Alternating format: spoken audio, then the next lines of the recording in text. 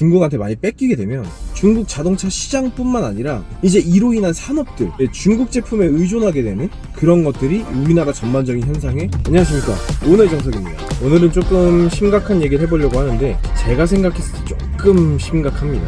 우리가 일반적으로 지금 알리익스프레스나 테무, 중국에서 들어오는 물건들을 처음에는 사실 거들떠도 잘 안 봤어요. 알리익스프레스 같은 경우에 나온 지 진짜 오래됐음에도 불구하고 많은 사람들이 사용하진 않았단 말이에요. 아는 사람만 간간히 썼지만 지금은 알리익스프레스를 모르는 사람이 거의 없을 정도로 한 번씩은 아마 다 사봤을 거예요. 그리고 물론 이제 안 좋은 품질도 있지만 생각보다 괜찮은데 하는 물건들도 분명히 있거든요. 이제 문제가 뭐냐면 이게 자동차 시장에까지 퍼지기 시작합니다. 지금 전 세계 전기차 시장의 1위를 차지하고 있는 이제 BYD가 국내에 곧 출시를 할 예정입니다. 이미 딜러사들은 서비스 센터를 짓고 있고 매장 같은 경우에는 지금 12월 오픈을 사실 앞두고 있는데 딜러사들도 꽤 유명한 딜러사들이 많이 참여를 했어요. 현재 도이치모터스나 폭스바겐을 판매하고 있는 GMB, 중국 차량을 유통하고 있는 하모니오토, 그리고 BMW 딜러사인 삼천리까지도 지금 참여를 해서 꽤 많은 전시장들을 오픈하려고 준비 중이고, 영등포나 제주 곳곳에 지금 서비스 센터들도 짓고 있는 그런 상황이에요. 그래서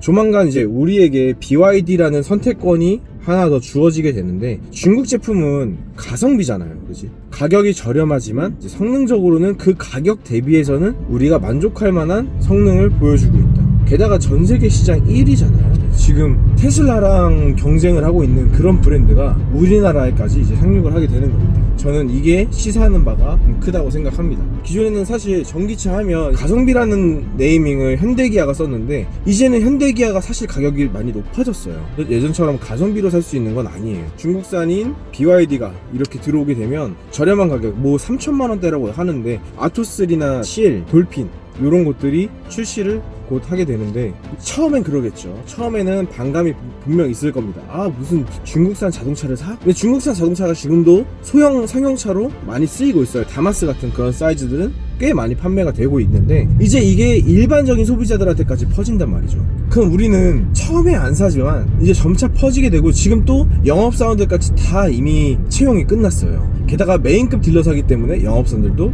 또 이동을 하게 되고, 그럼 영업사원들이 영업을 하게 되겠죠. 그러면 한번 사볼까? 그래, 괜찮다는데 하면서 추가적인 마케팅까지 또 빵빵빵 때리면 사실 국산차 지금 현재 입지도 전기차는 쉽지가 않을 수가 있어요. 물론 지금 전기차 시장에 대해서 부정적인 여론이 아직까지 꽤나 많죠. 그리고 저 또한 전기차를 타고 있지만 저는 사실 국산 전기차는 무서워서 조금 사기가 꺼려지는 것도 사실이에요. 근데 이게 사람들 입방아에 하나씩 오르락내리락 하다 보면 분명 판매량은 점차 늘어날 거죠. 판매량이 늘어나다 보면 이제 현대기아에선 방어를 해야 되는데, 현대기아에선 이제 첫 번째로는 가격을 더 이상 인상하기는 조금 쉽지 않을 수 있어요. 왜? 가성비가 탄생했으니까, 우리보다 더 좋은. 그러면 판매가는 올리지 않겠지만 원가 절감을 할 수도 있고요. 두 번째는 정부와 보조금적인 부분에 있어서 조금 더 협의가 이루어질 수도 있겠죠. 지금 한번 손을 봤죠. 테슬라 때문에 좀 더 몰아주기로 손을 한번 본 상태죠. 그렇기 때문에 지금 이걸 한 번 더 손댈 가능성이 있다. 그래서 아마 BYD가 정식적으로 출시하고 판매량이 높아짐에 따라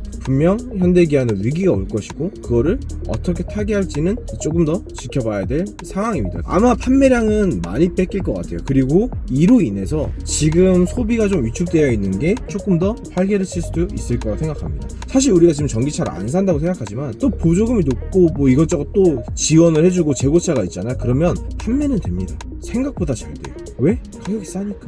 나한테는 일어나지 않겠지라고 생각을 하거든요. 그래서 저도 이 부분에 있어서는 조금 걱정되는 부분이긴 합니다. 알리테무도 지금 우리가 일반적인 생활용품에 많은 자리를 잡은 것처럼 지금 전기차 시장이 이렇게 해서 중국한테 많이 뺏기게 되면 중국 자동차 시장뿐만 아니라 이제 이로 인한 산업들, 중국 제품에 의존하게 되는 그런 것들이 우리나라 전반적인 현상에 좀 더 크게 일어날 수 있는 것 중에 하나라고 생각합니다. 얼마나 공격적인 마케팅을 하겠어요. 지금 도이치모터스, 삼천리모터스, 도이치 같은 경우에는 뭐 BMW는 워낙 많이 판매하고 있는 딜러사 중에 하나로 돈을 많이 벌고 있고, 자동차 시장이 주춤하고 있는 상태인데도 불구하고 매출을 계속 추가적으로 발생하고 만들어내고 있는 게 도이치 그룹인데, BMW뿐만 아니라 아니라 아우디, 뭐 다른 브랜드들도 다 판매를 하고 있죠. BYD까지 또 이렇게 판매를 하게 되면 향후 5년 안에는 판도가 굉장히 많이 바뀔 거라고 생각을 합니다. 그래서 기존에 준비하고 있던 현대기아의 뭐 배터리만 구독형으로 해서 처음에 차를 구매하는 가격은 저렴하게 하고 월마다 비용을 내는 뭐 그런 형태가 될 수도 있고, 이제 앞으로 어떤 방식으로 판매가 될지 모르겠지만 어쨌든 중요한 건 현재로서는 위기적인 게 맞다라고 저는 좀 생각을 합니다. 오늘은 앞으로 나올 BYD에서 조금 이야기를